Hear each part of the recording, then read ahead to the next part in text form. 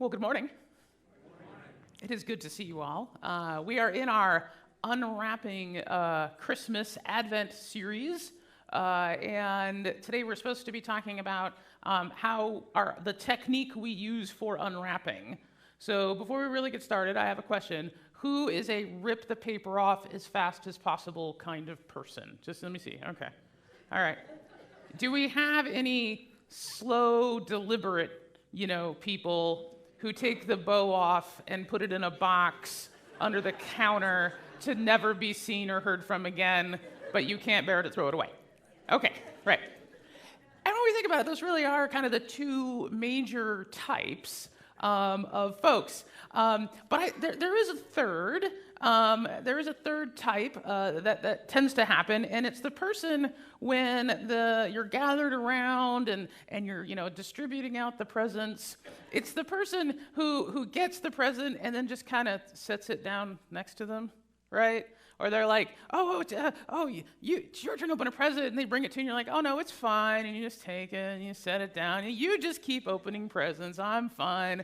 I'm going to get some more coffee, right? Right? We all have those people, right? When we do this, I will confess, I can be one of those people, right?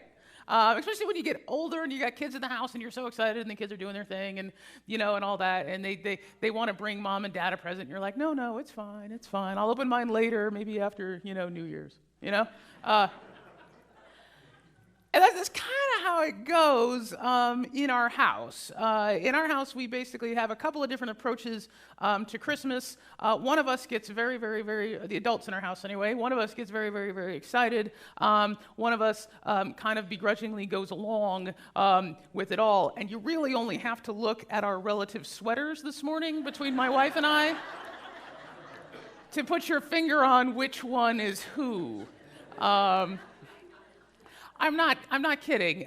So whenever we move into a new place, and my wife and I have had to move into a new place several times, when we're trying to decide where the furniture goes, one of the defining things that determines where furniture goes is where the Christmas tree will go. And I took this morning. Here's our Christmas tree. And there was a point when especially when we were in seminary, we had this really, really tiny apartment. And I thought, good, finally we can just get a 1-foot tree, we can set it on top of a piece of furniture, we're not gonna have to worry about this anymore. Turns out, they make half Christmas trees. So you can have half a Christmas tree and put it up against a wall or a window, and it takes up much less space, but it's still, 6 feet tall, and you can still have a tree with all the ornaments. So that's what we did when we were in seminary. My problem was we put it up against the big window that goes outside onto the porch, and I really was insistent we needed to get two and put one on either side so we could have half inside and half outside. I did not win that. But this is how it kind of rolls in our house, and this is how it was for a very long time.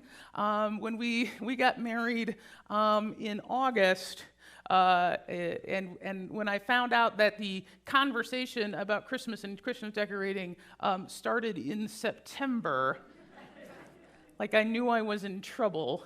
And I still remember the first year when there was a really good excuse why we had to put decorations up the weekend before Thanksgiving, because we were going to be gone the weekend after. And now it's a thing that we always do. We put the decorations up the weekend before Thanksgiving so we can just enjoy them that much longer. Yay! And in the beginning, and I will confess, my wife is an amazingly patient person, because for the first many, many years we were married, the best I could usually muster was to roll my eyes at all of it and sort of ask under my breath, now when do they come down? Because Christmas just wasn't a thing for me in the way that it was a thing for Dane. And what I really figured out after way too many years, what was really going on, which is Dane, in her way, was trying to bring joy into our home through this season and through the decorating and the remembering and everything. And I was sort of receiving that joy and going, all right, that's nice. Setting it down. I'd become a joy hole. Just made that up. This place where joy comes and doesn't go out. But I think we all know people like that, right? And sometimes we think, if we just ignore it, if we just pretend it doesn't exist, if we're just willing to allow it to happen, they can do what they want, and I'm just going to be over here ignoring it all, right? We're not causing any harm, but I'm not going to participate, right? They're going to do this. I'm not going to show up. Sometimes the most important thing we do is show up.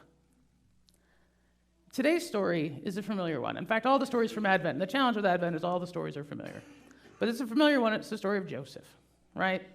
And Joseph has a plan for his life. He has a way he thinks it's going to go. He expects his life is going to go the way that everybody around him's life goes, because there isn't a lot of variety in the time that Jesus and Mary and Joseph are on the scene, right? You are born into a community. You will likely spend your entire life with that community. You will die in that community. You will do what your parents did, which is what their grandparents did, and everything is fairly well prescribed, right? So there'll come a time when you are expected to get married. You'll look around the village, or maybe your parents will look around the village for you and put a couple people together and say, okay, here's the script for the next 20 years of your life. You're going to get married, you're going to have some kids, you're going to do whatever it is that your father did, and then your kids are going to get married and hopefully take care of you, right? Like, that's it. That's the script. Everybody follows it. There is no variation, and there is no Netflix or Disney Plus to tell you that anything else out there could possibly be any different,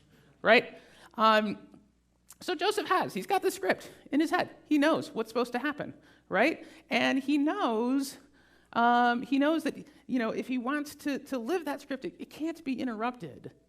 And it certainly can't be interrupted in a fairly major way. Well, finding out that this woman that you're supposed to marry is pregnant, and you're pretty sure it's not you, is a big interruption to the script. It's massive. Now, Joseph, I think at some point Joseph may have been a closet Methodist, because at a certain point he realizes, well, the first rule is do no harm, right? And as the engaged person, as the husband-to-be, he has some rights. He chooses not to exercise them, and he says, look, I'm just gonna exit this situation quietly, right? I'm opting out. I'm gonna be over here, and I'm just not gonna participate in this more. I'm just gonna take this, I'm just gonna set it down, pretend it doesn't exist, and move on. And in that way, I'm not going to do any harm, not going to make anything worse, but I'm just going to go over here and do my own thing. And then this really annoying thing happens. And it happens a lot. God shows up. This annoying God shows up in this angel and in this dream and says to Joseph, look, I know it's not going to script. I know it's not what you expected. But you don't get to opt out. We need you to show up. And you're going to have to show up in a way different than how you expected to show up. Yeah, the script isn't going to go the way that you expected it to. It's going to be harder in a lot of ways. People are going to talk. This is a small town. Rumors are going to fly. Everybody's going to have questions. People are going to snicker behind your back. And it's going to be this cloud that follows you. Absolutely. But Joseph, I need you to show up.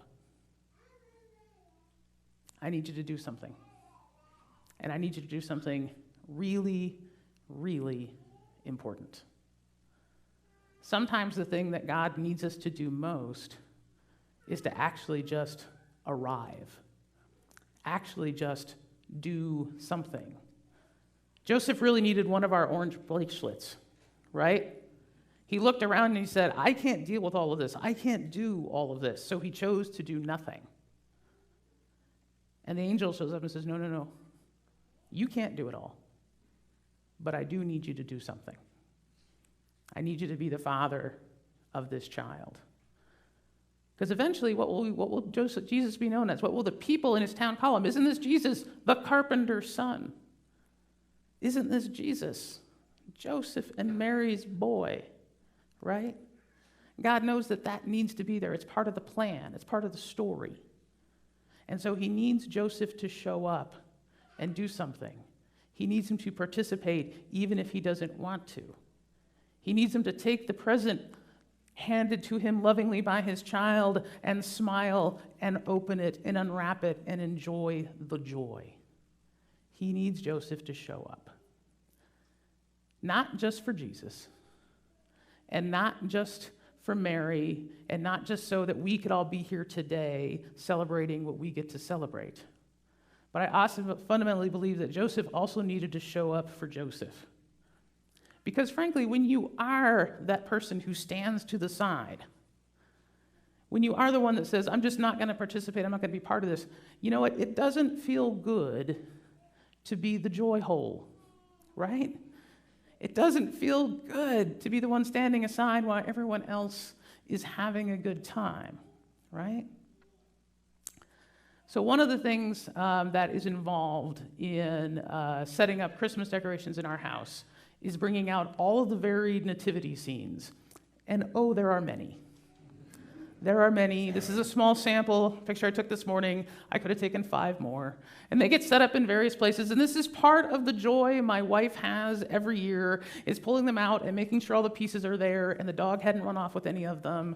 And finding various places around the house. And you will find nativity scenes in my house in random places. So that we can have space for them all, right? And it is fun, and I get to watch her do this, and I get to occasionally participate, but the truth is I don't usually set them up right. So in my defense, I'm usually not allowed to participate in the setting up of the nativity scenes because there's a way that they happen, and you can't put Moose Jesus next to Penguin Mary. It's just, you're not allowed to do that. But that's part of what we do. It is part of the joy of it, is getting all of these set up, and which means every year we get to come back to the story of whatever it is and wherever it is that set came from. Every year we have the same conversation, like, now where did we get this one? Is this the one we got in Breckenridge? Is this the one we got in New Mexico? Is this the one your mom gave us? Is this the one we inherited from so-and-so? Where did that come from? There's joy in showing up in those moments. And what I've realized lately is that for many years, I was missing it. My wife wasn't. My kids weren't. I was, because I wasn't showing up. This year, we were actually given a new nativity set by a couple people in our church. And I normally ask before I talk about people, and I forgot to ask you, so I'm sorry. But Jay and Sue Maxwell visited me in my office one day, and we were filling out paperwork. And Jay handed me this nativity set. If you don't know Jay's carves, handed me this nativity set, and we just really loved it. And it fits in really well with our set, and we were glad to have it. And I told him, and I don't think you knew that we collected nativity sets when you gave it to me. I don't think you knew that. Maybe I've talked about it. I don't know. But I said, we collect nativity sets. This is wonderful. And then as Sue's leaving, she's like, this is the first project Jay's been able to complete since he finished cancer treatment.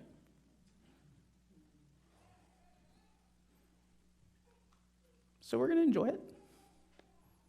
And it will be wrapped up lovingly and stored away until next Christmas. And it'll come out again. And we'll remember the story. We'll remember the healing. We'll remember the miracle that we all watched. And I'll get to hold it in my hand and think of you. Think of who we are as a community. Think about who God is and what God does for us.